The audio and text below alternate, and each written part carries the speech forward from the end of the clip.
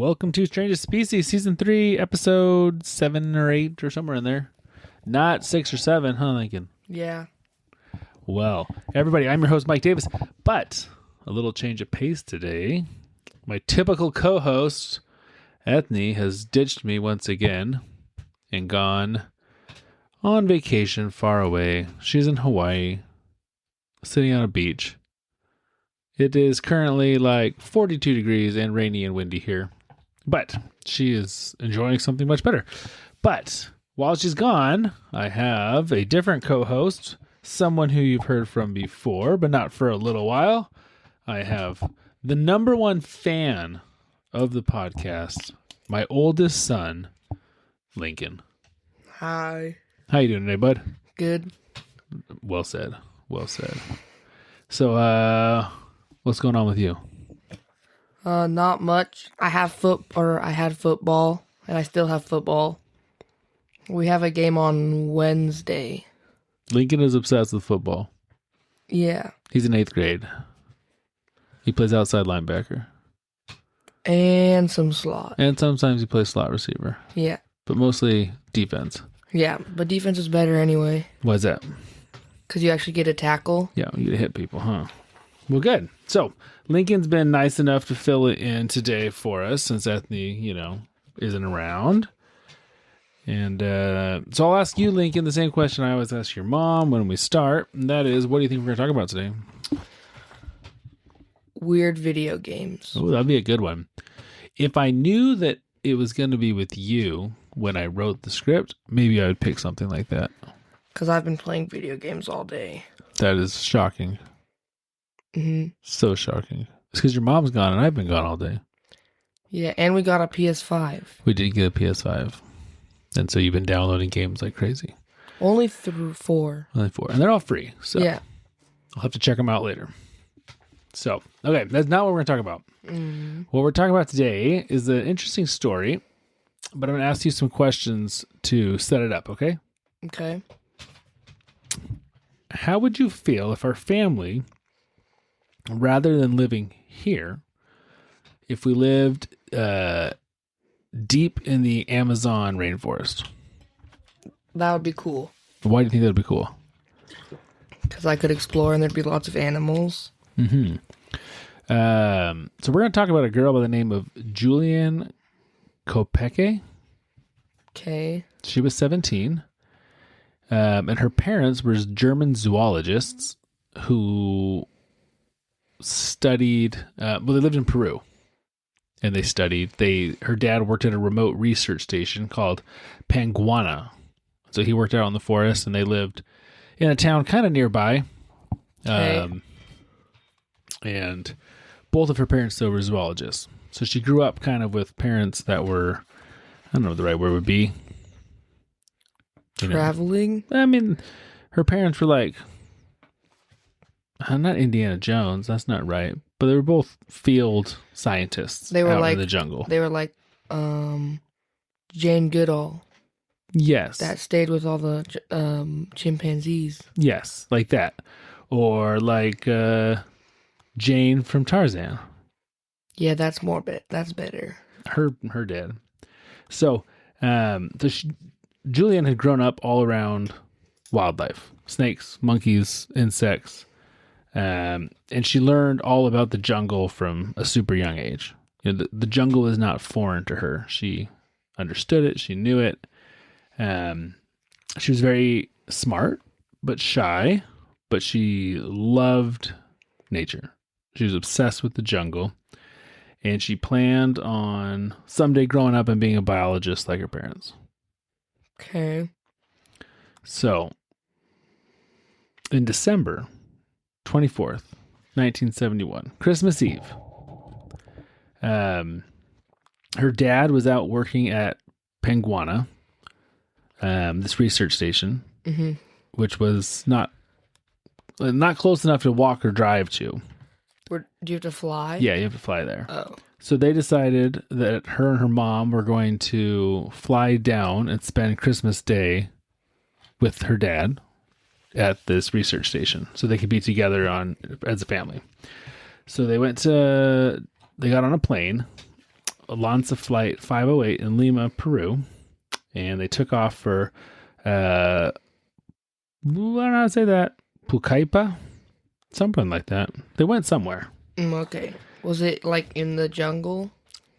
Yeah, it was a town in the jungle that was close enough that I'm sure from there they could drive over to the research station. Okay.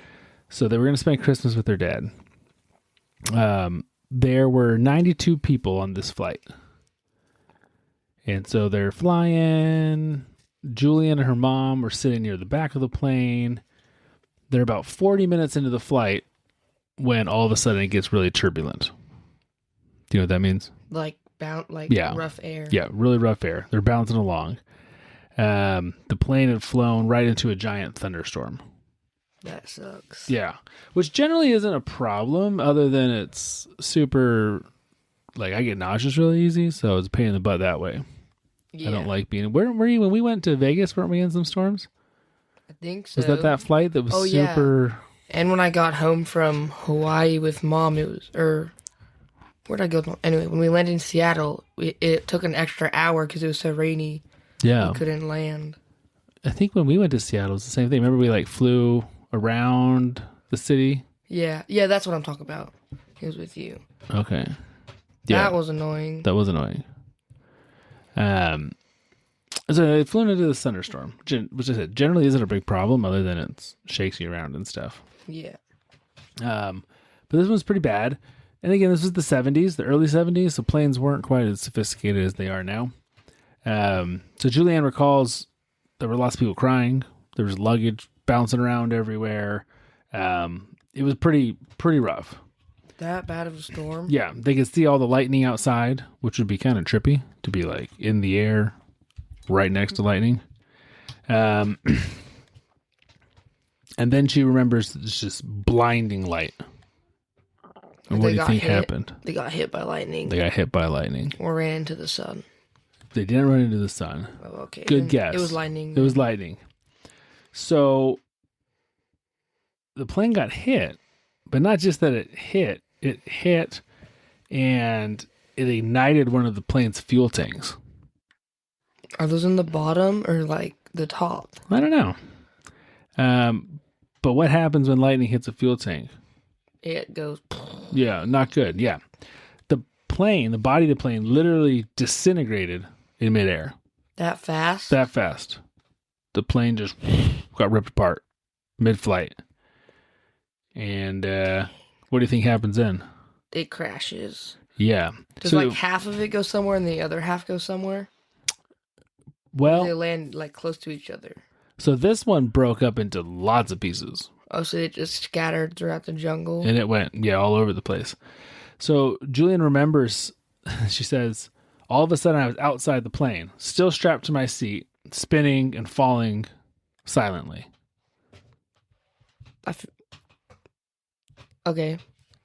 So what would you do if you were Julianne? How would you feel right now if you were Julianne? All of a sudden, you're riding a plane, it's shaky, it's crazy, big flash of light, probably lots of noise, and all of a sudden you're strapped to your seat, free falling from the sky. I'd be scared, most likely. I think I'd be scared too. So she's tumbling down. Now, like I said, she was thrown out into the open air, and her seatbelt was still fastened to her row of 3 seats. So she was it was her strapped to the seat with 2 other chairs flying through the air. Were there people on them? I think the other people either maybe didn't have their seatbelts on, or because I don't think they were with her, no. Oh, okay. So scientists say that she fell about 10,000 feet, which is 3 kilometers. But how many miles is that? I don't know. Well, kilometers are shorter than miles. Yeah, it's like 6 to 10. Miles? Yeah. Okay. 10 kilometers is 6 miles. So 3 kilometers would be, I don't know. Let's do some math here. Okay. How many miles did she fall? 2.8. That's my guess. 1.8. 1.8. I was close. So she fell almost 2 miles out of the sky, strapped to a seat. Dang. obviously she's going to die, right? Well, normally, yeah, but we wouldn't be talking about it if she did it. If she did, That's right. We're not talking about any of the other 91 people on this plane. because they had died. They all died. She does say that she blacked out before hitting the ground. That's good. That is good. And they think maybe the really, really thick jungle canopy acted as like Cushioning. a cushion. Yeah. But somehow, I said, she blacks out. She wakes up Christmas morning. Now, when you wake up Christmas morning, what's that like? I go downstairs and open our stockings. You get pretty excited, right? Yeah. Yeah. She woke up on Christmas morning, super disoriented, soaking wet, lying under the remains of her seat, in the middle of the jungle, all alone. Is she injured? She is injured. Not super injured, but pretty dang injured. So, I mean, is she injured? Yes. She has less injuries than I would think for falling almost 2 miles out of the sky. So she has a broken collarbone. Okay. She's got a really deep cut on her arm. Her right eye is swollen shut, and she has a concussion. I feel like that's not that bad. That's not bad for falling 2 miles out of the sky. You break one of your 206 bones. Yeah, only one. She doesn't see any signs of her mom. She doesn't see any signs of any other people, and she sees no signs of the plane besides the seat that is on top of her, or was on top of her. Okay. So all she knows is she's hurt. The plane crashed. Somehow she's alive, and she hears tons of insects and birds, and she's somewhere in the middle of the jungle. How old is she again? 17. 17? Okay. So what do you do now? Turn into Bear Grylls. Okay. And then try to find a way out of the jungle, or find water and then follow it. Okay, so what kind of water would you look for? A river. And then where is that going to take you? Civilization. Yeah. Hopefully. What do you do with your broken collarbone and your super bad cut? Well, you still have legs. Your legs aren't hurt, so you can just walk. Yeah. Or wrap your cut with, like, make something to wrap it in. And then your collarbone, just toughen it up. You can make yourself like a sling to support your arm. Yeah, or, like, bandage with, like, leaves. Yeah. Those are good thoughts, Lincoln. So she only had one shoe. Somehow she'd lost a shoe in the fall. She had lost her glasses, and she was pretty much naked. She'd lost almost all of her clothes. Dang. Either in the fall or they got so ripped up. Food-wise, she had one small bag of candy. That could last a while. Yeah, so I mean, if you were her, you'd be super pumped. Yeah. Because you have candy. Well, it depends on what it is. That's true. But if it's chocolate, I'm good. You're good as in you don't want it? I mean, I'll take it, but it wouldn't help that You much. would prefer it to be what? Like an Airhead? Or like gummies. Gummies. Yeah. You want a bag of gummy bears? Mm-hmm. Okay. So she's in shock. She's pretty beat up. Doesn't have much clothes. But she starts thinking a lot of the same things you thought. Luckily for her, she was very familiar with the jungle. Not like her location, but just Like living in the jungle. What was in the jungle. And she remembered one thing that her dad had taught her many times, and that was the same thing you said. Find water. Follow water. She knew that if she could find a stream, that a stream would lead to a river, and that river would lead to some kind of city or people or village or something. Yeah. So, first thing she does is she wanders kind of around just to see what else she can find as far as wreckage goes. Yeah. And she does find a fair amount of, unfortunately, dead bodies who had fallen. One of them actually is her own mom's, but she doesn't even recognize it. Ooh. Yeah. She finds a few more sweets few more candies amongst the wreckage and stuff, but no substantial food or anything. And now that she's okay, I hate mosquitoes. We had an episode a few weeks back about mosquitoes. Mm-hmm. She was instantly being swarmed by clouds of mosquitoes. And then she's pretty much naked. So, her itchy. whole body is, I mean, it's one thing when you're like camping and just like your arms are exposed or something, you know? Yeah. How much it drives you nuts. And it was so humid and hot that she had a really hard time moving. I mean, the forest is super dense, super thick. She just fell 2 miles out of the sky. Yeah. She's beat up. She doesn't have any water. And she's being eaten alive by mosquitoes. But, so this is how she starts off. She goes 3 days like that. Just wandering, trying to find a water source. Can you imagine sleeping outside in the jungle naked? No. With broken bones and your arms, when I say a bad cut, it's like a big gash.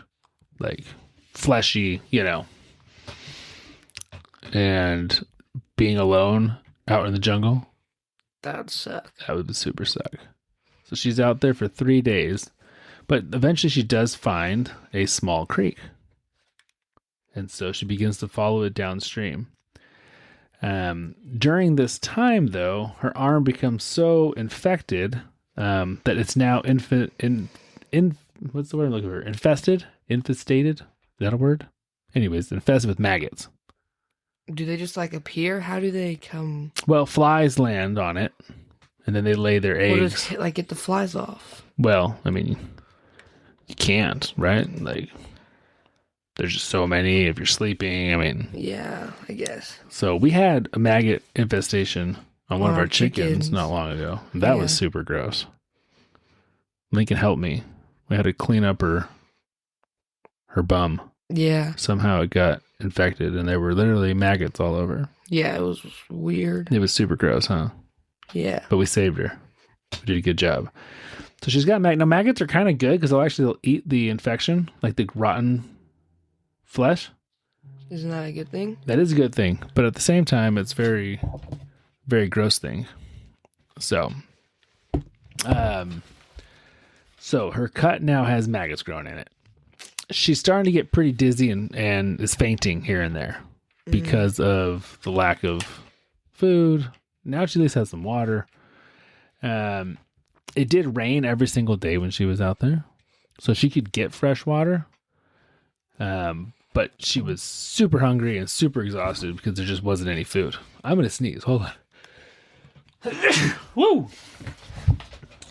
That was great. Yeah.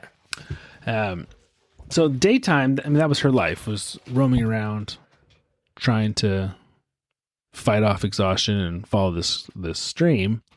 But nighttime, it got almost freezing cold at night. She's wet, like again, she's naked for the most part. There's just insects constantly on her. That would be so annoying. So annoying. And at night, she can hear the sound of predators. Like jaguars and cougars and snakes. Lots of snakes. Yeah. So she can hear them, but she was familiar with the jungle. She kept herself calm. She heard jaguars. Ooh. She saw snakes. She saw crocodiles. Oh, I forgot they have crocodiles in the forest. Mm-hmm. But she stayed calm, and she knew, honestly, those weren't her biggest problem. Her biggest problem was this infection.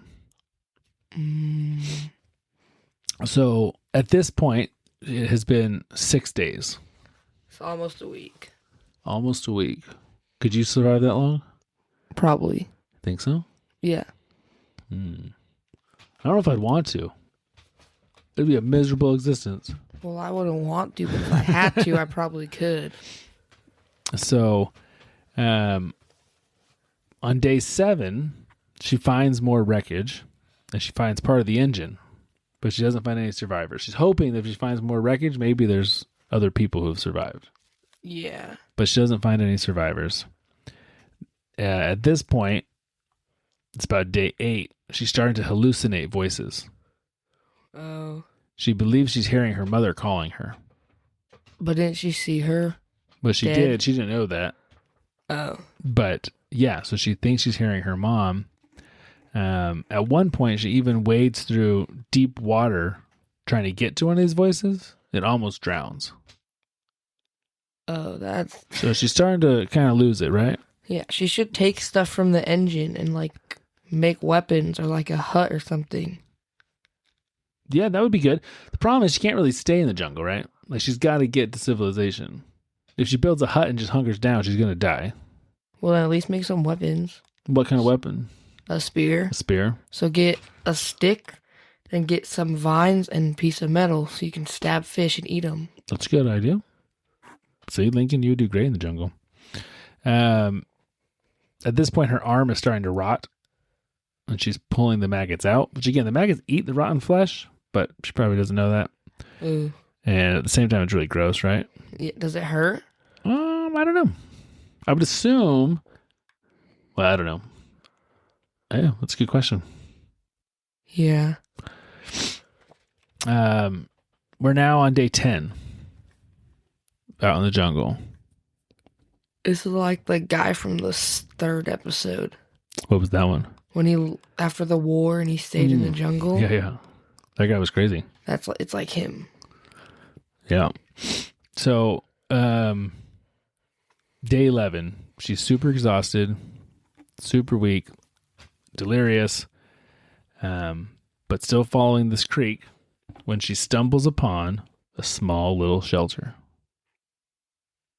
Like a Indian shelter or like a tribe? I'm not sure if it's a tribe or, someone local, but I don't know what exactly. Okay. It's a little hut. How about that? That is used by local fishermen or lumbermen or someone. There's no one there, but she can tell it's almost like a little outpost where they store stuff kind of thing. Okay. But inside, she finds a barrel of gasoline and a small boat. She got to go down the river.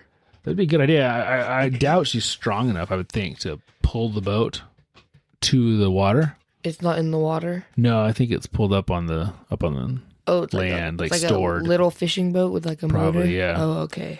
But it does have gasoline. So she comes up with an idea to clean her wound. What do you think that is? Burn it? Or like, not solder it. What's it called? Yeah, she's going to almost like chemically solder it or cauterize it. Yeah, that's what I'm thinking of. Or disinfect it is what she's going to do. So she takes gasoline and she pours it over her wound. I feel like that wouldn't disinfect it. Well, how would that? The maggots don't like the gasoline. The germs don't like the gasoline. They don't? Apparently not. Oh, okay. Super painful. Well, yeah. Like excruciatingly painful. Pouring gasoline into a giant open wound. But it worked. Maggots float out. Hurt so bad that she's passing out in and out of consciousness. Oh. But she thinks it's worth it. And as she's passing in and out of consciousness, she starts hearing voices again. But are they like real this time, like fishermen? This time they are real. Well, actually, it's the next morning she starts hearing these voices. And it's a local fisherman has found her. Like I said, she's totally emaciated, super skinny, just covered head to toe in insect bites. Or that'd be Broken so itchy. collarbone. Oh, it was so itchy, so miserable. At first, the fisherman who found her thought she was a spirit or like a forest apparition because she's German, right? So she's blonde haired, blue eyed, super white skin, not obviously a native of the jungle. Oh, yeah. And this is, apparently whoever was his early 70s, apparently these people didn't have much contact with the Western world, Europeans. So she tries her best to explain in Spanish that she had survived a plane crash. Because she speaks Spanish. Apparently enough. I mean, they lived in Peru, so. I guess that's true. So they gave her food and they cleaned her wounds. And he took her downstream by boat. So she arrives in a small village, and from there, they flew her to a hospital in the town that she was originally Trying to fly to. Now, imagine this. You've survived, I think in total it was 17 days in the jungle. That's a long time. That's like 2/3 Maybe it's of 12 a month. days. Yeah, maybe it's 12 days. Maybe I'm mixing it up because she's 17. 2 weeks? Almost That's a 2 long weeks in the time. jungle. You're there because your plane crashed. Yeah. And the first thing they do is put you back on a plane to fly you to the same spot. They should have used a helicopter. Would you be so nervous? Yeah. I think I'd have some serious PTSD. Like, I don't think I want to get back on an airplane. She's just going to stay in the town and not go home. What do you mean? Like, she doesn't want to fly back. Oh, yeah. Well, whether she wants or not, they put her in. And like I said, of the 92 passengers and crew, she's the only one that survived. Now, that makes sense because really, I mean, mathematically, it's like impossible to survive what she survived. Yeah. But she did. Now, her father obviously had believed that both her and her mom were dead. So he was pretty excited when he found That she's in that the she hospital. was alive. Yeah. How do you figure out? Did she tell, like, whoever works at the hospital? Yeah. I'm sure they told her name and, you know, who her parents were and where she lived and all those kind of things. And so her, like I said, they finally did get her mom, and her dad did identify her body. But Julianne's survival really was, like I said, a statistical impossibility. Like a 0.000000001% chance. Yeah. But she was that one. She should buy some lotto tickets. Yeah. So yeah, obviously it brought a ton of media attention and things, and for the most part she didn't look for any kind of attention from it. She kind of stayed out of the limelight. Yeah. She did write a book about it in 2011, so not super long ago when she was older. But she grew up, and guess what she did with her life? Became a pilot. Oh, that's a good guess. She went back to Germany. She studied biology and zoology. She specialized in bats and got a PhD. And guess where she went back to work? The jungle? She went back to work at the exact same station that her dad worked at, that she was trying to fly to when the plane crashed. She needs to go on Christmas. Yeah. She went right back to the Panguana station, which is pretty crazy. There's a documentary called Wings of Hope about this that I would like to watch because there's not a ton of information out there about. I mean, there is information, but from what I got, some of the details, or maybe I should read her book, When I Fell from the Sky. That's what it's called? That's what it's called, yeah. Because I'm sure there's all sorts more details in there. It'd be fascinating. Yeah. I can't imagine surviving that long on my own in the jungle. I just hate mosquitoes so much, man. It'd be Mosquitoes are miserable. annoying. But you think you could do it, huh? Yeah, I think I could do that. I would have covered up the wound so there's no maggots and stuff. Well, that's you get like a leaf or something, and Yeah. that's a good idea. And tree sap and stick it onto my arm. Very good idea. Make yourself a sling. Look for water. Yep. And make a weapon with the crashed metal. I would assume there's plenty of insects you could eat in the jungle. Yeah. You could probably eat tarantulas. Yeah, I would have wanted to, but you probably could. I mean, I've seen people eat tarantulas, so I'm Or sure you fish. can. But it'd be very hard to do anything with one arm. Like, I assume it'd be very painful to. Yeah. You'd have to that's splint true. your arm. Like when you broke your wrist or your arm. Yeah. It's funny. It's not funny. That's not the right word. It's interesting how painful it is until you splint it. But as soon as you immobilize it, Yeah. for the most part, it does pretty good. It hurt on the car ride to Ben's house because it was Bouncing? bumpy. But after that, it was fine. It didn't hurt at all. Like when we got home from there and it was splinted. Perfectly fine. Yeah, you calmed down. I mean, you weren't not calm, but you didn't really complete that. It didn't really hurt or anything after that. So, I don't know, man. I'm glad you blacked out when you fell. Yeah. Or else that would have sucked. Yeah. I mean, hitting trees. I don't know, man. That just sounds terrible. The whole thing sounds pretty terrible. But it would be bad. It would be bad. So, any other thoughts on it, Lincoln?